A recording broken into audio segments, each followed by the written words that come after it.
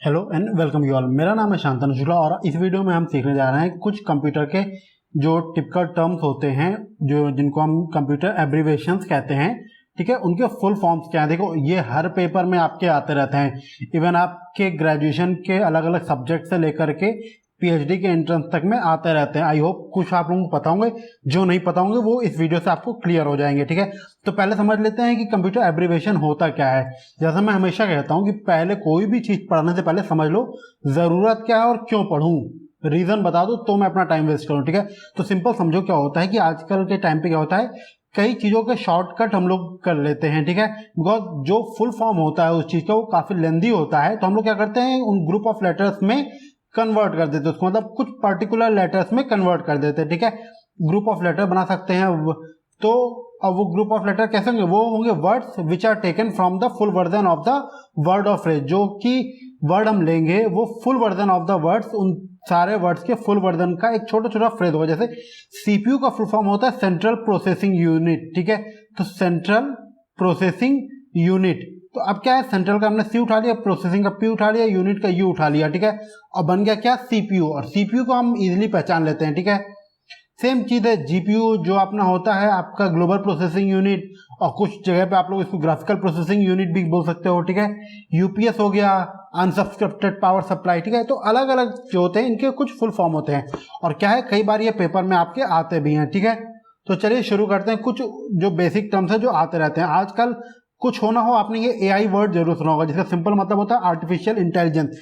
यानी क्या है कि कंप्यूटर को इतना दिमाग देना ताकि वो ह्यूमन ब्रेन जैसा सोच सके। ठीक है, सेम चीज है एएलजीओएल, क्या है, अल्गोरिदम, अल्गोरिदमिक लैंग्वेज, यानी कि जो लैंग्वेज अल्गोरिदम क्रिएट करने में कंप्यूटर जो चीज अंडरस्टैंड करता है उसका एक एल्गोरिदम होता है। ठीक है, एल्गोरिदम होता है, और एल्गोरिदम अंडरस्टैंड करने की जो एक लैंग्वेज होती है उसको क्या कहा जाता है, एल्गोरिदमिक लैंग्वेज, जिसको हम लोग शॉर्ट में बोलते हैं एएलजीओएल। ठीक है, सेम चीज है आपका ASCII। ठीक है, तो ये क्या, American standard code for information interchange, यानी कि इंफॉर्मेशन जो इंटरचेंज होती है उसका अमेरिकन स्टैंडर्ड जो कोड होता है उसको क्या शॉर्ट में बोलते हैं ASCII। ठीक है, BCC ये आपका यूज होता है ईमेल जब हम लोग करते हैं, तो हमें क्या करना होता है कि भाई एक आदमी जो है, मान लो राम और श्याम को हम मैसेज भेज रहे हैं एक ही ईमेल को। ठीक है, तो अब हम क्या चाहते हैं कि श्याम को वो मैसेज तो मिल जाए, ठीक, बट राम को ये बात पता ना चले कि श्याम को भी मैसेज गया। ठीक है, तो हम लोग क्या करेंगे,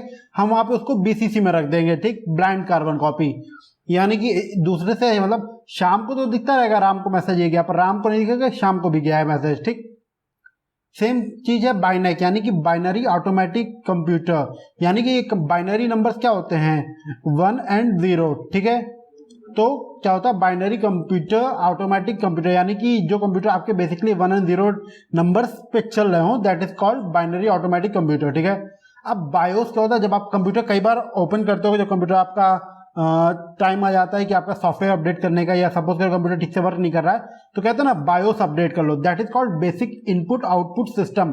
यानी कि जो बेसिक इनपुट आउटपुट सिस्टम होता है जो नॉर्मली ज्यादातर कंप्यूटर में विंडोज होता है, ठीक, जैसे विंडोज 7 हो गया, 8.1 हो गया, 10 हो गया। ठीक है, ये हो गया, या फिर अगर मैक है तो आपका ऑपरेटिंग सिस्टम मैक का हो जाएगा। ठीक है, अब बात करें सीसी, तो सीसी क्या होता है, सीसी होता है आपका कार्बन कॉपी। कार्बन कॉपी क्या होता है, जब ईमेल आपको राम को भी भेजनी हो और शाम को भी भेजनी हो तो आप शाम को सीसी में रख दो, यानी कार्बन कॉपी पर रख दो। बट क्या है, राम और शाम दोनों लोग देख सकते हैं। आप ध्यान रखो BCC में क्या है, राम को नहीं दिखेगा कि शाम को गया, पर शाम को दिखेगा कि राम को गया है।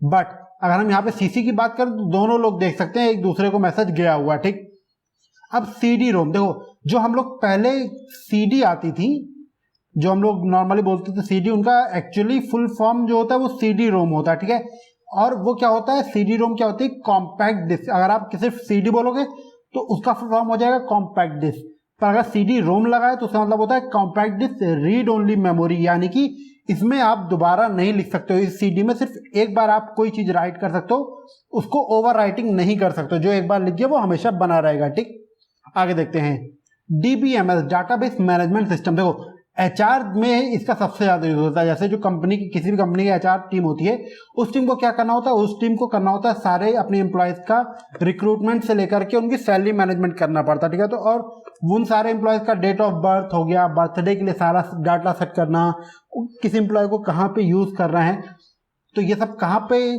सबसे बेस्ट यूटिलाइजेशन क्या होता है, उसको डीबीएमएस में डाल दो, उससे सारी इंफॉर्मेशन मिल जाएगी, ठीक। अब देखो कोई भी सिस्टम जब यूज करते हैं तो हमें उसके लिए चाहिए होता है एक एडमिन, ठीक है। आपका इंस्टाग्राम का पेज भी होता है तो उसका भी एडमिन होता है, ठीक है, जो उसको पूरा चला रहा हो। सेम चीज होता है कोई भी हमारा मैनेजमेंट सिस्टम जो होता है उसके लिए हमें भी डाटाबेस मैनेजमेंट सिस्टम, जैसे सपोज करो कोई है, उसको चलाने के लिए हमें एडमिन चाहिए, तो वो क्या कहलाता है, डीबीए यानी कि डाटाबेस एडमिन, ठीक। अब वो बात करते हैं DNS. DNS is domain name system, यानी कि जो सिस्टम का मेन डोमेन नेम है, ठीक है। जैसे सपोज करो इस सिस्टम का डोमेन नेम 1.110 हो गया, या इस ये तो जैसे एक आईपी एड्रेस होता है उसी तरह एक डोमेन नेम भी होता है, ठीक है। तो जो हर सिस्टम का अलग डोमेन नेम होता है, ठीक। डीवीडी की बात करें, जो जैसे को आपने देखा होगा कि सीडी में सिर्फ एक मूवी आती थी, और वो भी आपको एक मूवी के लिए 2 सीडी लगती थी, और डीवीडी में एक डीवीडी में 4 मूवी आ जाती थी, ठीक। तो डीवीडी का फुल फॉर्म क्या है, डिजिटल वर्सटाइल डिस्क, ठीक है। अब बात करें ई कॉमर्स की, आपकी फ्लिपकार्ट, अमेजॉन जो है, ये सब ई कॉमर्स वेबसाइट है, और ई कॉमर्स वेबसाइट को हम लोग ओरिजिनल नेम क्या होता है, इलेक्ट्रॉनिक कॉमर्स, ठीक।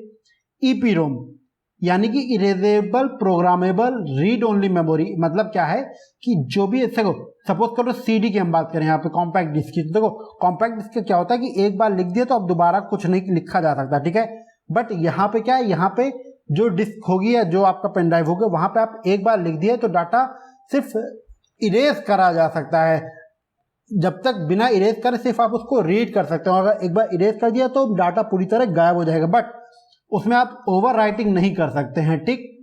ईएक्सी की बात करें, आपका कोई भी सॉफ्टवेयर होता है जो भी इंस्टॉल करना होता है वो सॉफ्टवेयर हमेशा ईएक्सी आता है, यानी कि एग्जीक्यूटेबल फाइल जो होती है वो आपकी ईएक्सी में आती है, ठीक। तो ये आपके सॉफ्टवेयर होते हैं। अब बात करते हैं फैक्स की। तो फैक्स क्या होता है, फार अवे जेरोक्स, यानी कि आप देखो अभी तो फैक्स बंद हो गए हैं, बट पहले फैक्स मशीन काफी चलते थे, ठीक है। तब क्या होता था, हम ए प्लेस से बी प्लेस तक अपना मैसेज कन्वे कर देते थे, ठीक। होता क्या था, यहाँ हमने कॉपी इनपुट करी और यहाँ पे कॉपी आउटपुट हो गई, ठीक। और ये कैसे होता था, ये होता था फैक्स मशीन के थ्रू, ठीक। अब बात कर रहे हैं फॉर्ट्रैन की, तो क्या है ये फॉर्मूला ट्रांसलेशन, मतलब फॉर्मूले को जो अलग अलग फॉर्मूले की जो लैंग्वेज होती हैं उनको ट्रांसलेशन करते हैं from one language to another, that is called formula translation, ठीक। एफएस सिंपल है फाइल सिस्टम, एफटीपी क्या है, फाइल ट्रांसफर प्रोटोकॉल, ये थोड़ा सा ध्यान रखना, ये 2-3 बार पेपर में आ चुका है, फाइल ट्रांसफर प्रोटोकॉल, ठीक है। अब जिफ की बात करें, देखो आजकल आपने देखा होगा कि 2-3 सेकंड के वीडियोस होती है जो कॉन्टिन्यूसली चलते रहते हैं, ठीक है, बट वो एक इमेज जैसी होती है, ठीक है, ज्यादा बड़ा वीडियो नहीं होता है। वो क्या होता है, वो नॉर्मल होता है ग्राफिकल इंटरचेंज फॉर्मेट, जिसको हम नॉर्मली कहते हैं क्या, जिफ, ठीक। अब बात करें अगला जो टर्म है वो है जीबी, यानी कि गीगाबाइट। तो जीबी क्या होता है और गीगाबाइट क्या होता है, गीगाबाइट होता है मेजरिंग यूनिट होता है, ठीक है, कितना मेजरमेंट, 1 जीबी में कितने होता है, 1 जीबी होता है 1024 MB, ध्यान रखना ये term, you never know paper में कब क्या आ जाए, ठीक है। अब बात करें जीएसएम की, तो क्या global system for mobile communication. पहले अगर आप देखो तो क्या मोबाइल जो सिम आते थे आपके, वो जीएसएम या सीडीएम में आते थे, जिन्होंने भी रिलायंस यूज करा वही उनको याद होगा अच्छे से, जीएसएम और सीडीएम में आते थे, ठीक। तो अब क्या है, global system for mobile communication, तो जीएसएम का फुल फॉर्म क्या है, global system for mobile communication, यानी कि पूरे वर्ल्ड में ये सिस्टम वैलिड होता है, ठीक। ये आप बात करते हैं, लास्ट स्लाइड में आ गए हम लोग, ठीक है। एचटीपी क्या होता है, हाइपरटेक्स्ट ट्रांसफर प्रोटोकॉल, ठीक, यानी कि जब आपका इंटरनेट से कोई फाइल ट्रांसफर करी जाती है या कोई पेज ओपन होता है तो वहां पे आपने यहाँ पे देखा होगा HTTP लिखा रहता है, उसके पहले एक लॉक लगा रहता है, यानी कि प्रोफाइल, यानी कि वो जो साइट है आपकी सिक्योर है, ठीक। और HTTP का यूज वहां पे भी होता है, ठीक है। अब बात करते हैं HTML की। HTML क्या होता है, hypertext markup language, ISP, internet service provider. Internet service provider कौन कौन हो गया, आपके एयरटेल हो गया, ठीक, वोडाफोन हो गया। तो ये जो मोबाइल कंपनीज हैं जो डाटा प्रोवाइड कराती हैं, यही आपकी ISP कंपनी हो जाती है, ठीक है। और जो लोग ब्रॉडबैंड यूज कर रहे हैं तो उनका हैथवे हो गया, ठीक है, टेलनेट हो गया, और इस तरह की तमाम कंपनीज, मैंने एक दो नाम ले ली ताकि आपको समझ में आ जाए, ठीक है। ओके, अब बात करते हैं IMAP का मतलब क्या है, इंटरनेट मैसेज एक्सेस प्रोटोकॉल। यहाँ पे क्या होता है, इंटरनेट मैसेज जो एक्सेस करने के लिए हमें एक सेट ऑफ कमांड की आवश्यकता होती है, वो सेट ऑफ कमांड क्या होती है, दैट इज कॉल्ड IMAP, ठीक। अगला क्या है, JPEG। तो यानी कि JPEG क्या होता है, नॉर्मली जो हमारी फोटोज होती हैं या हमारी जो पिक्स आती हैं या तो वो IMG फॉर्मेट में आएंगी, JPG फॉर्मेट में आएंगी, JPEG फॉर्मेट में आएंगी, ठीक है, और डिपेंड करता है आप कौन सा सिस्टम यूज कर रहे हो तो उस फॉर्मेट में आ जाती हैं, ठीक है। तो एक टाइप से ये एक तरह का फोटो ग्रुप ही होता है, ठीक है। इनका फुल फॉर्म क्या होता है, जॉइंट फोटोग्राफिक एक्सपर्ट ग्रुप।